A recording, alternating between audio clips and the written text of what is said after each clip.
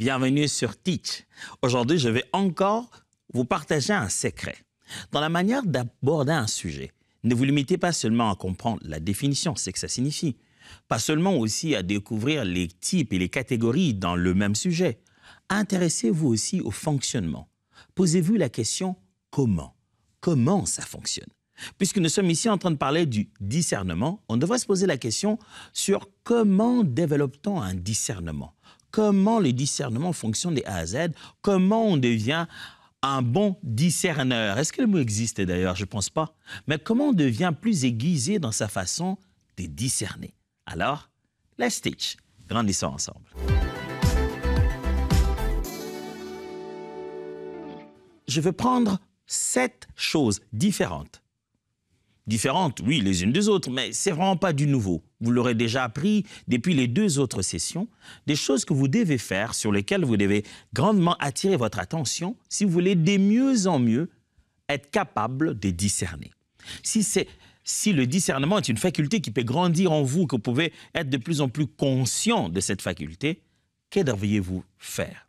Alors, au commencement, la première des choses à faire, c'est comprendre le fondement du discernement spirituel. Sur quoi est basé le discernement spirituel? Le discernement spirituel est basé sur ce qu'on appellerait de la sagesse divine, la sagesse des dieux, la sagesse selon Dieu. Nous avons eu un temps à parler ici de la sagesse. J'ai passé toute une semaine à parler de la sagesse. Et je pense que cette fois-ci encore, on va reprendre ce sujet-là, mais je parlerai d'une toute autre forme de sagesse. Ça sera intéressant, vous allez voir. Mais si vous voulez devenir bon dans le discernement, vous devez savoir quel est le fondement spirituel du discernement. Lisez Proverbe chapitre 19, verset 11. Voici ce qu'il dit. Proverbe 19, 11. L'homme qui a de la sagesse est lent à la colère. Et il met sa gloire à oublier les offenses. Regardez ce que ce texte dit. Celui qui a de la sagesse. Regardez comment il réagit au quotidien. Là où l'opportunité de s'énerver, de s'éclater de colère se trouve, lui prend son temps. Il dit non, je ne peux pas me fâcher pour n'importe quoi. On n'a pas dit qu'il ne se fâchera pas, on n'a pas dit qu'il n'a pas de colère, on a dit qu'il est lent à la colère et il met sa gloire à oublier les offenses. Est-ce que c'est un homme ou on est en train de décrire Dieu, ça? On dirait que cette description est complètement celle de Dieu. Il est lent à la colère et il oublie les offenses des gens. Mais l'homme de Proverbe dit que c'est l'homme qui est sage qui est comme ça. Le fondement du discernement spirituel, mes frères et sœurs, en réalité, je l'ai déjà dit plusieurs fois, c'est de se tenir à l'angle de Dieu. Le discernement, c'est se tenir là où Dieu se tient. Regarder les choses dans la nature, l'angle de vie de Dieu. Se mettre, si je dis se mettre à la place de Dieu, j'ose choquer les gens. Mais j'aimerais dire, juste regarder notre quotidien à partir de l'endroit où on se tient déjà, parce qu'en réalité, nous sommes en Christ, et Christ est dans le Père. Et de là où on se tient, de l'angle de vue de Dieu, regardez comme ça votre situation, c'est le point de départ, c'est le fondement de tout discernement. Sachez que le fondement spirituel du discernement, c'est se tenir à l'angle des vues de Dieu. C'est de commencer à partager la même nature que Dieu. Et vous vous rendrez compte que c'est de la haute sagesse divine, le discernement. Le discernement, c'est en fait la sagesse à la manière de Dieu, appliquée avec l'angle de vue de Dieu. Et l'homme de Proverbe nous montre ici comment un homme qu'on appelle sage, en réalité, c'est un homme qui ressemble dans sa façon d'être. Il a les mêmes attributs de Dieu. Même face à la colère, il est lent. Et face au péché des hommes, il sait les oublier. Exactement comme Dieu. Deuxième des choses que vous devez savoir si vous voulez devenir bon en discernement. Non seulement que je dois regarder les choses dans l'angle de Dieu, je dois développer le caractère de Dieu pour que je discerne les choses comme Dieu. Mais deuxième des choses, demandez le discernement comme un don spirituel. Pour grandir dans le discernement, apprenez à prier et à demander à Dieu de vous donner un don de discernement. Outre les autres formes de discernement dont je parlais, je vous avais parlé d'un don de discernement des esprits. Et demandez au Seigneur, il est là, il est bon. Il a dit, si vous demandez un pain à votre père, il vous donne un pain, il ne vous donne pas une pierre à la place. Il vous donne un poisson, non pas un serpent ou un scorpion à la place. À combien plus forte raison votre Père qui est dans les cieux ne vous donnerait-il pas le Saint-Esprit si vous le lui demandez? La demande de choses spirituelles a toujours été un peu, dans le milieu chrétien, comme quelque chose d'assez presque tabou. C'est trop sacré pour le faire. On s'est dit, même si je demande à Dieu, il ne va pas me donner ce que je lui demande. Il va me donner ce qu'il faut. Absolument, oui, je suis totalement d'accord. Mais ça sert à quoi alors d'avoir ouvert une brèche qui consiste à demander? Alors, c'est quoi? Quelqu'un dirait c'est une arnaque. Vous me demandez de demander, mais vous me donnerez dans tous les cas ce que vous avez décidé de me donner. Ça s'appelle demander, ça? Ce n'est pas de la manipulation? La Bible nous donne le droit de demander à Dieu. Quand il faut demander sagesse, demandez à Dieu sagesse, il vous le donnera. Quand il faut demander discernement, demandez à Dieu. Demandez à Dieu le discernement dans son sens général, mais demandez à Dieu aussi le don de discernement des esprits. Toutes les fois de ma vie où j'ai eu à voir un don de discernement des esprits se manifester, oh, je vous assure, ça m'a toujours ébloui. Toujours ébloui. Je me souviendrai d'une expérience, on était en train de faire un presbytère, à un moment où on partageait des paroles prophétiques aux autres frères. Depuis qu'on parlait, j'avais une vision qui me dérangeait. On parlait, j'avais tout le temps une vision qui me dérangeait. Et j'ai commencé à avoir comme l'énervement. C'est comme si j'étais fâché. C'est comme si j'avais envie de crier, de tonner contre quelqu'un. Et chaque fois que j'avais cet énervement, j'avais une vision. Je voyais un serpent qui passait et ça m'énervait. Vous savez, quand un serpent passe, ça ne t'énerve pas d'abord. T'as peur normalement. Mais chaque fois que je voyais ces serpents, ça m'énervait. On était presque sur le point de clôturer, que je me suis levé, j'ai pris la parole, j'ai dit, ce serpent, il faut qu'on chasse ces serpents dans ta vie. Le frère qui était là, il a commencé à sangloter. On a prié, j'ai demandé à l'église de prier, puis on lui a donné la parole. Quand on lui a donné la parole, il a dit, cette nuit même, j'ai rêvé d'un serpent qui me poursuivait. Oh, comment je suis? Vous croirez que c'est une parole de connaissance? Non, c'est un discernement des esprits. En fait, le Seigneur m'a permis de savoir quel est l'esprit qui le poursuivait en ce moment-là. Il m'a permis de savoir le climat spirituel de sa vie dans cette saison. Frère, demandez à Dieu de vous donner. Demandez. Vous voulez devenir bon dans le discernement? Demandez. C'est ça la faveur, c'est ça la particularité de la foi chrétienne. Il suffit de demander. 1 Corinthiens chapitre 12, justement à partir du verset 7 à 10, parle de ce fameux don de discernement des esprits. Lisons. Or, à chacun, la manifestation de l'esprit est donnée pour l'utilité commune. En effet, à l'un est donné par l'esprit une parole de sagesse, à un autre une parole de connaissance, selon le même esprit, à un autre la foi par le même esprit, à un autre le don des guérisons par le même esprit, et à un autre le don d'opérer des miracles, à un autre la prophétie, à un autre le discernement des esprits, et à un autre la diversité des langues, et à un autre l'interprétation des langues. Un seul et même esprit opère toutes ces choses, les distribuant à chacun en particulier comme il le veut. L'Esprit de Dieu, quand il opère, il donne à chacun comme lui, il le veut. Mais la Bible nous recommande de demander. Dans ce même discours de Paul, où il est en train d'expliquer ces différents dons spirituels, il va mettre en comparaison, du point de vue de leur utilité, le don des langues, de parler en langue, et le don de prophétie, qui est comme une façon de dire la même chose, mais dans une langue intelligible. Et pour bien comparer les deux, il va placer un autre don qu'on appelle ici l'interprétation de langue. Comme quoi, lorsqu'un parler en langue est présenté, lorsqu'on l'aura interprété, alors on obtiendrait les résultats équivalents à la prophétie seule.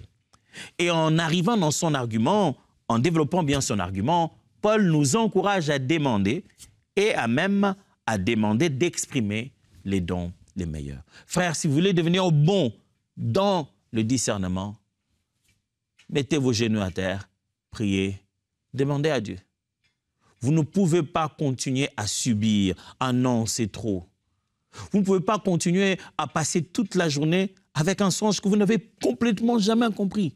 Vous ne pouvez pas continuer à comprendre les signaux que quand les choses se sont déjà passé, quand c'est déjà arrivé. Imaginez-vous que vous soyez en train de conduire en cours de route et vous ne comprenez pas les signes de route et que vous ne comprenez qu'on avait dit stop, que quand on vous a cogné. Comment comprendrez-vous stop, que les signes, le feu, quand il passe au rouge, c'est le stop, que quand votre voiture est cognée, imaginez-vous, le reste de la route sera catastrophique. On ne laisse jamais quelqu'un prendre son permis et commencer à conduire s'il n'a pas compris les signaux, s'il ne sait pas discerner ce que veut dire le mouvement de l'autre chauffeur. Lorsqu'il a clignoté, ça signifie quoi? Je prie Dieu que tu ne continues plus à vivre une vie où tu ne sais pas interpréter les signaux, où tu ne sais pas comprendre spirituellement l'activité qui est autour de toi. Je prie Dieu que tu arrives à un degré de conscience où tu sais reconnaître que là, c'est l'Éternel. Vous imaginez, vous êtes-vous déjà posé cette question? La Bible parle du buisson ardent. Il y a une flamme, mais la Bible dit l'ange de l'Éternel apparaît à Moïse comme un buisson ardent. Donc, toute cette forme-là de feu dans cet arbre, la Bible dit que c'est un ange qui lui est apparu. Est-ce qu'il a vu les yeux? Est-ce qu'il a vu quoi? Qu'est-ce qu'il a vu qui pourrait lui faire croire que c'est un être, si ce n'est la flamme? Et dans cette flamme-là, qui ne consumait pas ce buisson, il reconnaît la manifestation d'un ange. Waouh, quel discernement des esprits, quelle capacité de reconnaître que là, c'est Dieu. Je prie Dieu qui vous donne cette capacité de reconnaître Jésus, même quand tout le monde dans la barque, le voyant marcher sur l'eau, crie « fantôme, fantôme », mais que vous soyez capable de dire « non, là, c'est mon Jésus ». Que vous ayez la capacité de dire « Seigneur, si c'est toi, donne que je marche sur l'eau ».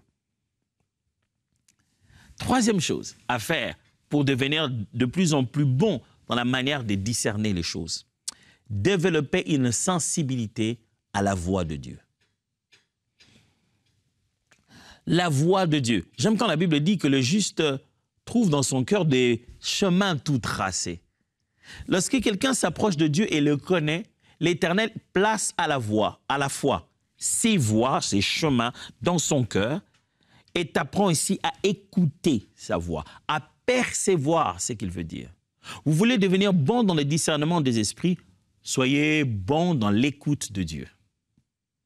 Vous devez être capable de reconnaître que là, c'est Dieu qui me parle. Dès le début de cette émission, Teach, je commençais tout de suite par l'élément fondamental de tout disciple de Jésus-Christ, écouter la voix de Dieu. Et je ne cesserai jamais d'insister sur ça. C'est de cette manière que vous êtes un véritable disciple, parce que vous savez reconnaître la voix du berger, sa voix, sa parole, sa voix, le témoignage du Saint-Esprit dans votre cœur, sa voix, les différents langages qu'il utilise jusqu'aujourd'hui pour faire connaître sa volonté.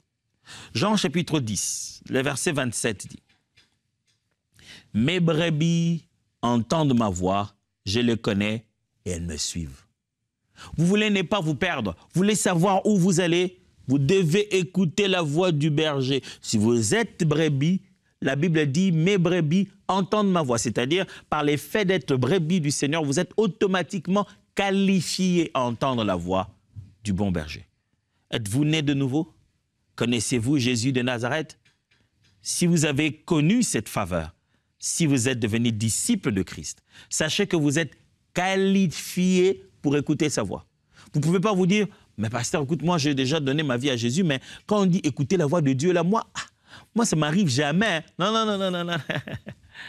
Attendez, quand on dit écouter la voix de Dieu, n'allez pas chercher vos oreilles d'abord. La voix de Dieu se perçoit de plusieurs manières. Quand Dieu parle, des fois ça vient dans notre cœur, des fois ça vient dans nos yeux, des fois ça vient dans nos sensations. Mais quand Dieu parle, sa voix n'est pas toujours entendue par les oreilles. Des fois quand Dieu parle, on l'entend par les yeux. Des fois quand Dieu parle, on l'entend par nos sens. Mais vous devez être capable de reconnaître la voix de Dieu. Vous voulez devenir bon dans les discernements, devenez bon dans la capacité à reconnaître la voix de Dieu, à savoir que là, c'est Dieu qui m'a parlé. Alors, que faire? Passez le temps dans la prière. Priez avec la parole de Dieu. Priez avec la parole de Dieu. Partagez vos expériences à des aînés. Dites-leur quand vous avez senti une chose, et vous avez une chose qui m'a beaucoup aidé dans ma vie chrétienne, c'est le fait de prier ensemble avec les autres. Pendant les moments de prière collective, des personnes plus matures manifestent des dons de l'esprit. et ils disent Dieu m'a dit ou j'ai une telle conviction. Et des fois, tu es là à te dire, oh, mais ce qu'il dit là, c'est aussi exactement la même chose que j'avais ressenti. Ah, c'est quand je ressens comme ça que ça veut dire que c'est Dieu qui me parle. Une fois, deux fois, trois fois dans ces types de réunions, tu commences à prendre conscience et confiance à cette méthode que Dieu utilise pour te parler. Et tu grandis et tu deviens bon. Si tu grandis dans ta façon de comprendre la volonté de Dieu, tu deviendras aussi bon dans ta façon de discerner les choses.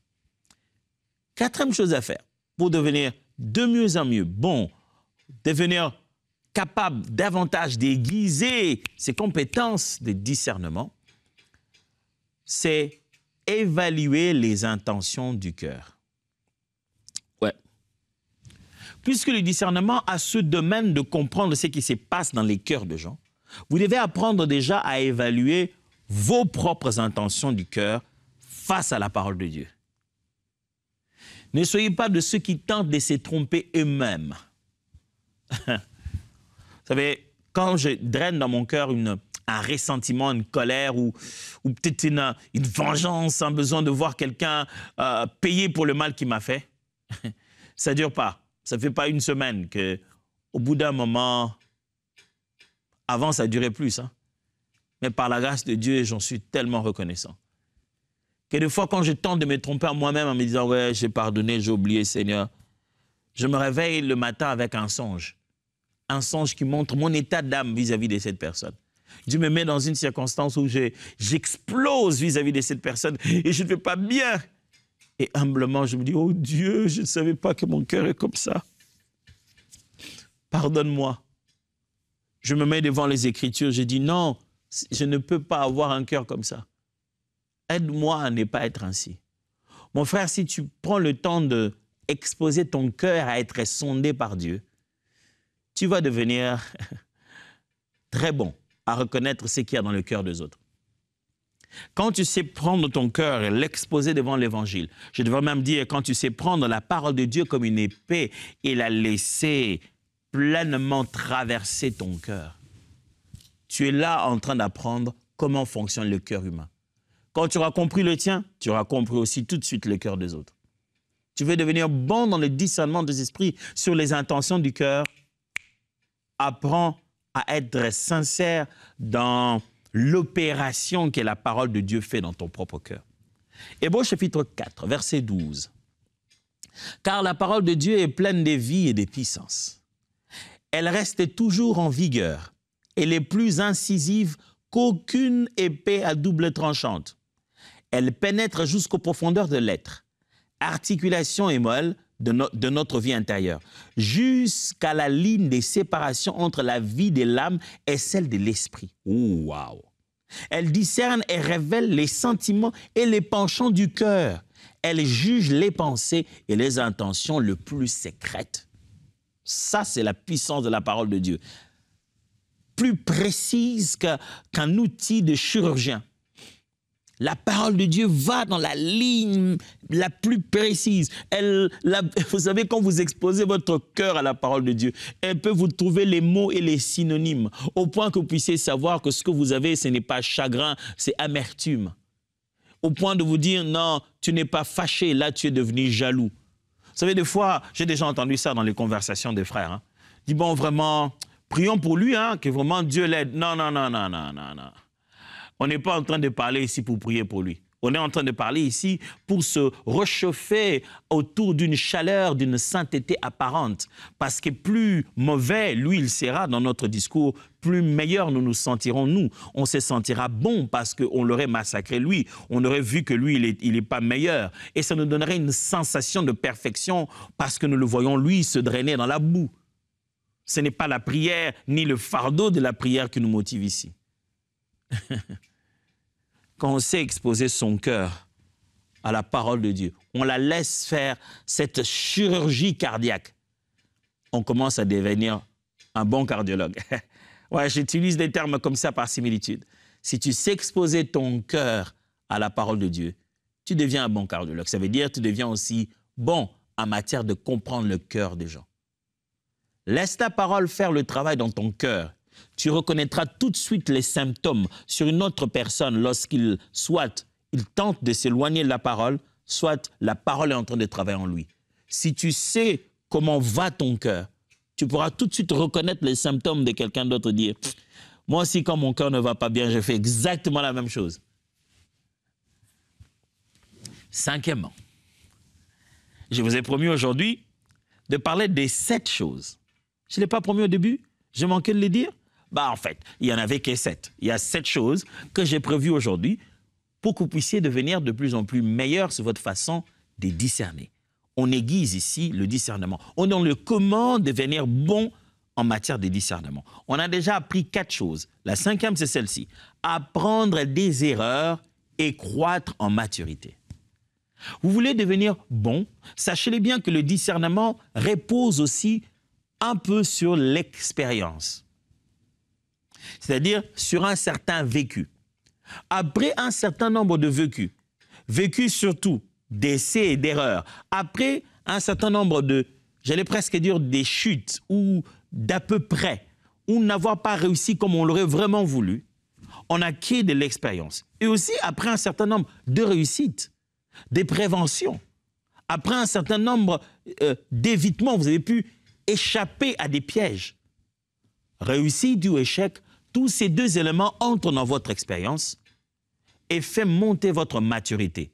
Désormais, certaines situations ne sont plus autant nouvelles qu'elles semblent être pour les autres.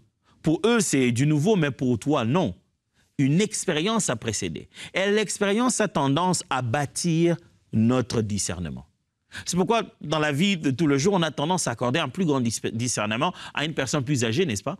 On se dit, mais toi, tu es quand même un peu plus âgé, tu aurais dû avoir le discernement. Et ce n'est pas que dans le monde. Même dans la Bible, on s'attend à ce que celui qui est mature, celui qui a grandi, qui est né dans la foi, qui est déjà dans la foi depuis longtemps, ait en lui l'expérience et le discernement, comme 2 choses marchant de pair. Hébreux chapitre 5, versets 13 à 14. Or, quiconque en est au lait n'a pas l'expérience de la parole de justice. N'a pas quoi? L'expérience. Quand quelqu'un est encore immature, il est encore aux fondamentaux de la foi chrétienne, il manque quoi? L'expérience de la parole de justice. Car il est un enfant, mais la nourriture solide est pour les hommes faits, pour ceux dont le jugement est exercé par l'usage à discerner ce qui est bien de ce qui est mal.